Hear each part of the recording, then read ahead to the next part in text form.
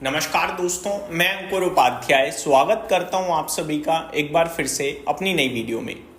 दोस्तों, यहाँ पे आप सभी के साथ बात करने वाला हूं कुछ क्वार्टरली नंबर्स के बारे में जिनमें रिजल्ट्स आए, रिजल्ट्स के बाद एक्शन दिखाए। और अगर सबसे बड़े नाम की बात करी जाए तो वो है SBI, state bank of India. इसके नतीजे कंपनी के आ चुके हैं पहले ही, और आज इस स्टॉक में जो रिएक्शन देखने को मिला है वो काफ़ी शानदार है। 2.5% स्टॉक ऊपर था 823 पे। पहले मैं आपको एक आध चीज़ बताना चाहूँगा, इस स्टॉक पे मैं बेहद बुलिश रहा हूँ। 800, 780, 750 मैंने बहुत वीडियोस बनाई हैं जब आपसे कहा है कि ये ब्लू चिप स्टॉक आपको यहाँ से बहुत अच्छे रिटर्न्स दे सकता है। देखो, जब हम किसी स्मॉल कैप या मिड कैप की बात करते हैं और रिटर्न्स की बात करते हैं, समझ में आता है कि हाँ यार बड़े रिटर्न दे सकता है क्योंकि छोटे साइज की कंपनी है। लेकिन जब हम किसी क्षेत्र की सबसे बड़ी कंपनी की बात करते हैं तो बड़े रिटर्न्स की बात नहीं करते हैं, सेफ्टी और नॉर्मल रिटर्न्स की बात करते हैं। लेकिन SBI एक ऐसा स्टॉक है इस समय जो सेफ्टी और रिटर्न्स दोनों प्रोवाइड करने की दम रखता है। मैं ऐसा क्यों कह रहा हूं, मैं आपको थोड़ा सा बताना चाहूंगा। SBI में 780 और उसके आसपास कुछ खोने के लिए है ही नहीं। पहली बात, वैल्यूएशन टर्म्स में कुछ खोने के लिए नहीं है, इतना रीजनेबल है।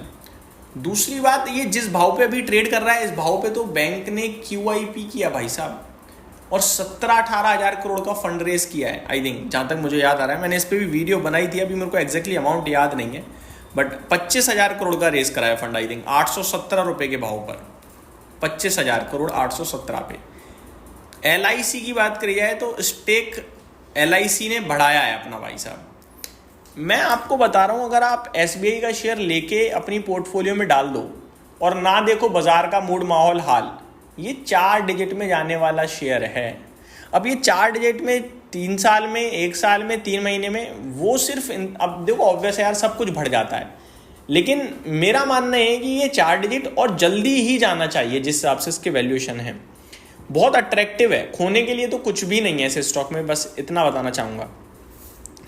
9 के मल्टीपल्स पे SBI का शेयर ट्रेड कर रहा है। पहले मैं रिजल्ट्स बता देता हूं जो इसके 8 अगस्त को आए हैं। रिजल्ट्स की बात करें तो कंपनी का मुनाफा आया है 19,200 करोड़ पे। ये सिंगल क्वार्टर का प्रॉफिट है 19,200 करोड़। आपको पता है 19,200 करोड़ का मुनाफा जो कंपनी बनाती है उसका मार्केट कैप कितना है, मैं आपको बताना चाहूँगा।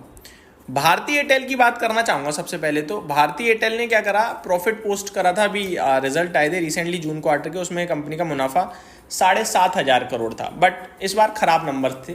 मैं पिछले क्वार्टर के बताता हूँ।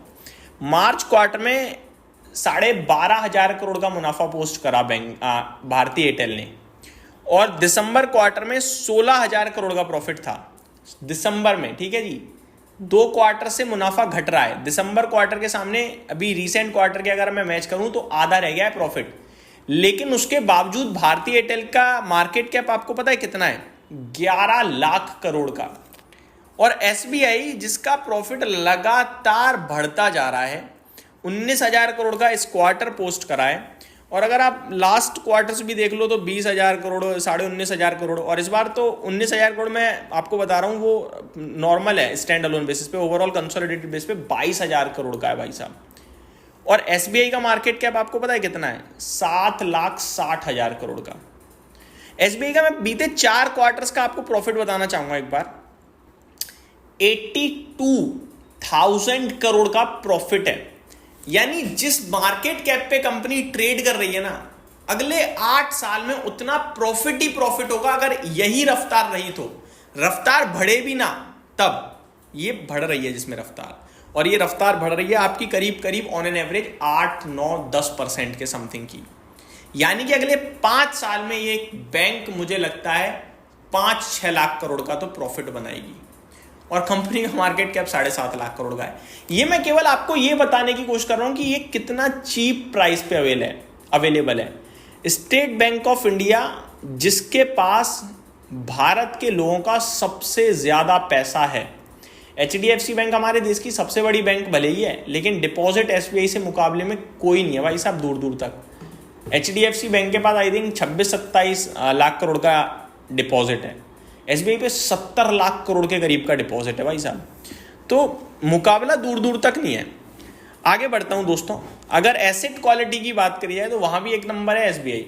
1.82% के सामने 1.83% पे जीएनपीए रहे हैं और एनएनपीए 0.47% के सामने 0.4% ही है, 0.47% ही है, सिमिलर ही है, कोई दिक्कत नहीं हुई है।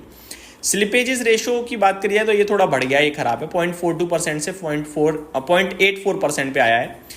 आगे माफ कीजिएगा, स्लिपेजेस रेशो जो है वो है 0.42 के सामने 0.75%।